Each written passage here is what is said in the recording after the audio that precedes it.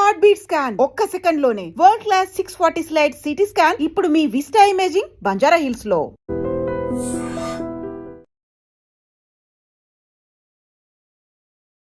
Welcome to ఐజిమ్. ఈరోజు మనతో పాటు హోమియోపతి డాక్టర్ మారపల్లి చేతన్ రాజు గారు మనతో పాటు ఉన్నారు.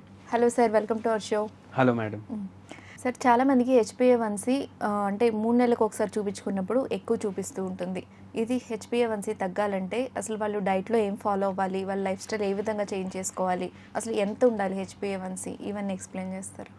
అయితే ఏంటంటే HbA1c అనేది నార్మల్ భాషలో 3 నెలలది షుగర్ టెస్ట్ అనేసి అంటారు. HbA1c ఎందుకు చెప్తారు దీన్ని అంటే, మన శరీరంలో ఒక నార్మల్ బ్లడ్ టెస్ట్ CBP అనేసి ఉంటుంది. కంప్లీట్ బ్లడ్ పిక్చర్ అంటే మీ రక్తం ఎట్లుంది అనేది చూపిస్తుంది. దాంట్లో మీరు కూడా ఎప్పుడో ఒకసారి చేయించుకుంటారు. హీమోగ్లోబిన్ ఉంటుంది, 12, 13, 14 ఉంటుంది. అంటే హీమోగ్లోబిన్ నార్మల్ ఉంటే ఏంది, మనకు అనీమియా లేనట్టు. మళ్ళీ దాంట్లో RBC కౌంట్ ఉంటుంది, రెడ్ బ్లడ్ కార్పస్కల్స్ అంటారు దాన్ని, రెడ్ బ్లడ్ సెల్స్ నార్మల్ భాషలో. ఇది కూడా నార్మల్ కౌంట్ ఉంది, హీమోగ్లోబిన్ కూడా నార్మల్ ఉంది, మీకు అనీమియా లేదు, అంటే రక్తహీనత లేదు. ఇప్పుడు ఈ హీమోగ్లోబిన్ ఏం చేస్తుంది తెలుసా మీకు? శరీరం మొత్తంలో ఆక్సిజన్ తీసుకొని పోతుంది, ఈ రెడ్ బ్లడ్ సెల్స్ న్యూట్రిషన్ కూడా తీసుకొని పోతాయి. అయితే ఏంటంటే ఇప్పుడు మీరు తిన్నాక మీ శరీరంలో ఆహారం పోతుంది కదా పొట్టలో, మళ్ళీ పేగుల్లో అది బ్రేక్ డౌన్ అవుతుంది, బాడీ అబ్జర్వ్ చేస్తుంది. బాడీ అబ్జర్వ్ చేసిన తర్వాత బ్లడ్లో గ్లూకోజ్ పెరుగుతుంది కదా. ఇప్పుడు కార్బోహైడ్రేట్ తిన్నారు, బ్లడ్లో గ్లూకోజ్ పెరిగింది. బ్లడ్లో గ్లూకోజ్ పెరిగితే అది బ్లడ్లో పెరిగేటప్పుడు అది ఏడికి పోతుంది అంటే, ఈ గ్లూకోజ్ ఏదైతే ఉంటుంది కదా, ఈ హీమోగ్లోబిన్ ఉంటుంది కదా ఆ కణాల్లో, రెడ్ బ్లడ్ సెల్లో, దానికి పోయి అతుక్కుంటుంది. ఇప్పుడు ఈ గ్లూకోజ్ ఉంటుంది కదా, ఇది పచ్చబొట్టులాగా అతుక్కుంటుంది. అయితే ఎంత గ్లూకోజ్ అతుక్కోవాలి అంత అతుక్కుంటే నార్మల్. HbA1c రిపోర్ట్ కూడా నార్మల్ వస్తుంది. 120 రోజులు ఉంటుంది ఒక RBC. స్ప్లీన్ ఉంటుంది మన బాడీలో, అది సంపుతుంది ఈ RBCస్ని. 120 రోజులు దాటినాక దాంట్లో అవి చచ్చిపోతాయి.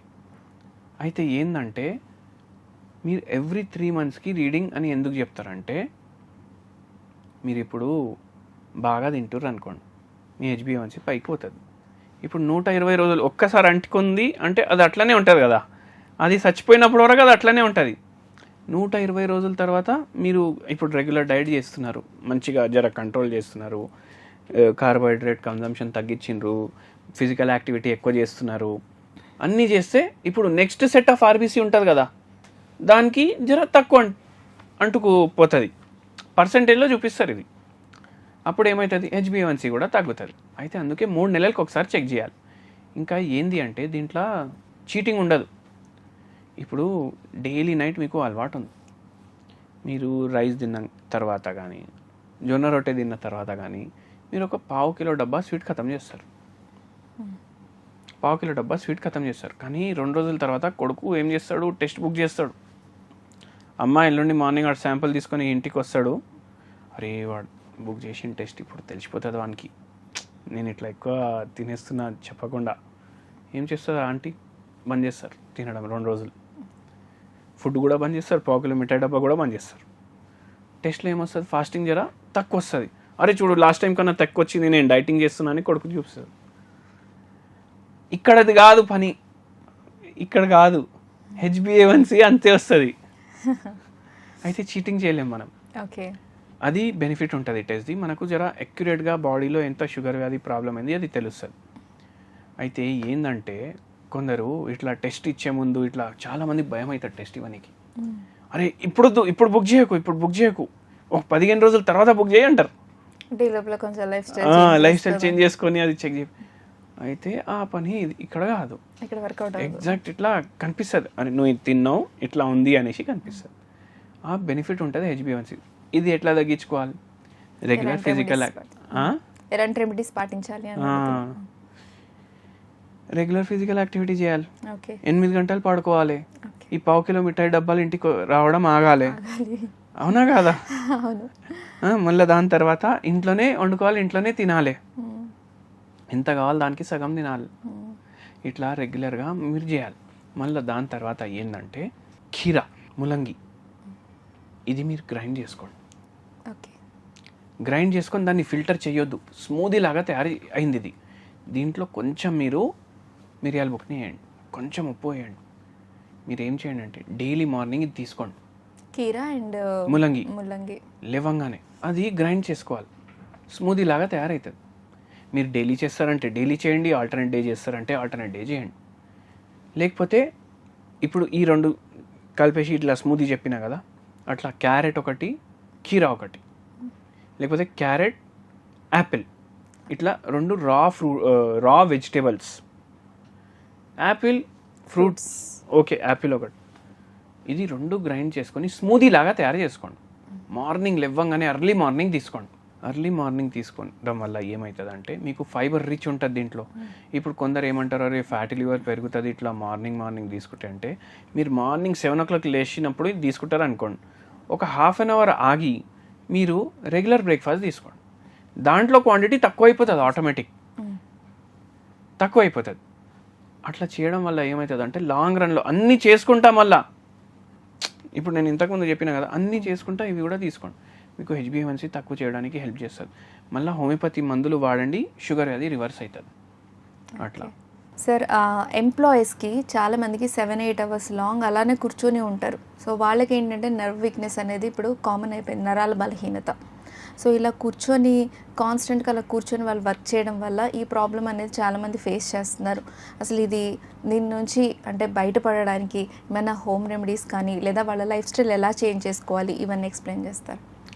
ఇప్పుడు ఈ ఎంప్లాయీల పరిస్థితిని ఆలోచించండి. మీరు 10 గంటలు, 12 గంటలు, 16 గంటలు కంటిన్యూ కూర్చొని ఒక్కటే పని, స్క్రీన్ ముంగట, ఏమవుతుంది? నీరసం వస్తుందా రాదా? మెటబాలిజం ఇంకా తగ్గుతుంది బాడీది. పోయే ఫుడ్ అయితే అంతే పోతుంది, కానీ బాడీకి ఎక్కువ ఎనర్జీ స్పెండింగ్ లేదు, ఆటోమేటికలీ మిడిల్ ఏజ్లో ఉంటారు, మెటబాలిజం కూడా తగ్గుతుంది కదా. ఇప్పుడు ఏమవుతుంది? నీరసం పెరుగుతుంది వీళ్ళకు. మళ్ళీ దాని తర్వాత ఏంది అంటే, ఇప్పుడు రైట్ హ్యాండ్లో మౌస్ ఉంటుంది, ఎప్పుడు ఇట్లా జరుగుతూనే ఉంటుంది, ఆ మౌస్ టేబుల్ మీద ఉంటుంది. ఈయన ఏం చేస్తాడు, స్క్రీన్ ఉంటుంది కదా దానికి దగ్గర ఇట్లా వంగి కూర్చుంటాడు. ఇట్లా వంగి కూర్చునేసరికి ఏదైతే పోస్చర్ మెయింటైన్ అవ్వాలి ఆ పోస్చర్ మెయింటైన్ కాదు,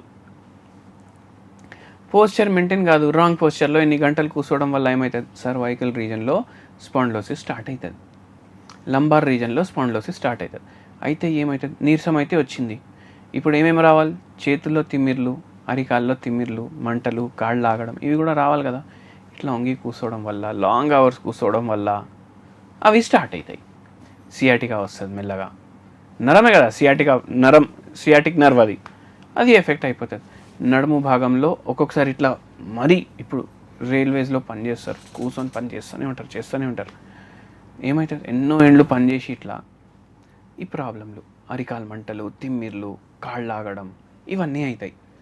అయితే ఏంటంటే మన స్పైన్ ఏదైతే ఉంటుంది కదా అది ఎప్పుడు పోస్చర్ మెయింటైన్ చేసి ఉండాలి, మెయింటైన్ చేయరు, ఇట్లా ప్రాబ్లంలు అవుతాయి. మెల్లగా ఏమవుతుంది? థైరాయిడ్ వస్తుంది, బీపీ వస్తుంది, షుగర్ వస్తుంది, బరువు పెరుగుతుంది. గుడ్డు ఉంది, గుడ్డు మీద టేబుల్ మీద పెట్టిండ్రు, కొద్దిగా ఇట్లా బరువు వేసిండ్రు దాని మీద, ఏం కాదు, బరువు పెరుగుంటూ పోతే ఏమవుతుంది? పగిలిపోతుంది, అవునా కాదా? ఇప్పుడు మన నరాలు ఉన్నాయి బాడీలో, సెడెంటరీ లైఫ్ స్టైల్కి అలవాటు అయిపోయింది మనకు, అక్కడే కూర్చొని పని చేయడం. మళ్ళీ దాని తర్వాత ఏమవుతుంది? బరువు పెరుగుతుంది, గుడ్డు మీద భారం పెరిగినప్పుడు ఏమైంది? పగిలిపోయింది. నరాల మీద భారం పెరుగుతుందా లేదా? మన వెయిట్ పెరుగుతుంటే నరాల మీద కూడా ప్రెషర్ పెరుగుతుంది, ఏమవుతుంది? నరాలు ఇంకా డ్యామేజ్ అవుతాయి, మైలించి దెబ్బ పడిపోతుంది, B12 డెఫిషియన్సీ అవుతుంది, విటమిన్ D డెఫిషియన్సీ అవుతుంది, మొత్తం రోజు గ్లాస్ బిల్డింగ్లో కూర్చొని పనిచేస్తారు, అవునా కదా? ఇప్పుడు ఒక్కొక్కసారి కొన్ని గ్లాస్ యాడ్లు వస్తుండే, ఏమని ఇట్లా గ్లాస్ ఉంటుంది, మన గ్లాస్ అని అర్థమే కాదు, ఇట్లా పోతూనే ఉంటాడు, సడన్గా దెబ్బ తాకుతుంది, అంత క్లియర్ ఉంటుంది మా గ్లాస్ అనేసి ఇట్లా అడ్వర్టైజ్మెంట్ వస్తుంది, గుర్తుందా మీకు? అయితే ఏంది అంటే ఇప్పుడు ఆ గ్లాస్లోకి వెళ్ళి ఎండ వస్తుంది, ఎండ మన బాడీకి తగిలితే విటమిన్ డి ప్రొడ్యూస్ అవుతుంది, అవునా కదా? కానీ ఎండ కొడితే విటమిన్ డి ప్రొడ్యూస్ కాదు, గ్లాసులకి వెళ్ళి వస్తుంది కదా, విటమిన్ డి ప్రొడ్యూస్ కాదు. ఏమవుతుంది? డెఫిషియన్సీ అవుతుంది, ఇంకా నొప్పులు పెరుగుతాయి. పెరిగిపోతాయి. మనం ఎలాంటి రెమెడీస్ పాటించడం వల్ల ఈ నెర్వ్ వీక్నెస్ నుంచి బయటపడవచ్చు? ఎలాంటి రెమెడీస్ పాటించాలంటే, ఇక్కడ వరకు టీషర్ట్, ఇక్కడ వరకు షార్ట్స్ వేసుకొని డైలీ ఒక అరగంట ఎండలో కూర్చోవాలి. ఒక్కరోజు విటమిన్ డి ప్రొడ్యూస్ అవుతుంది బాడీలో. మళ్ళీ దాని తర్వాత మీరు ఏం చేయాలంటే B12 డెఫిషియన్సీ ఎవ్రీడే కూర్చోవాలి. కూర్చోవాలి.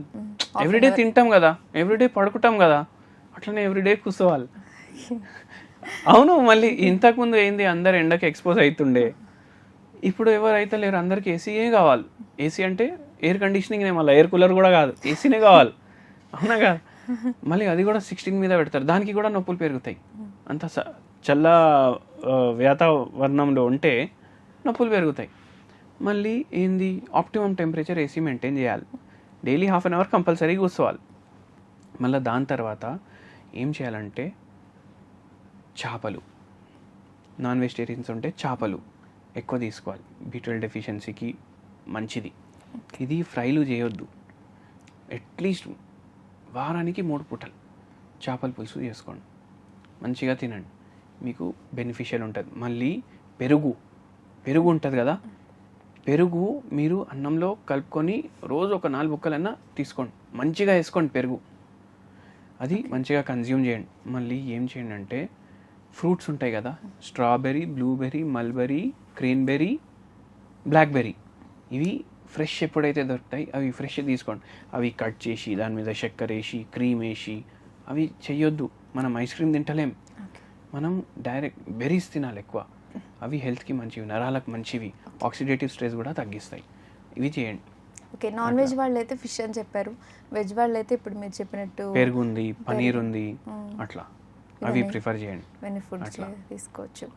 ఓకే అండి, నెర్వ్ వీక్నెస్ నుంచి అంటే మనం ఏ విధమైన ఫుడ్ తీసుకోవడం వల్ల దాని నుంచి బయటపడవచ్చు అనేది చాలా చక్కగా చెప్పారు. థ్యాంక్ యూ అండి.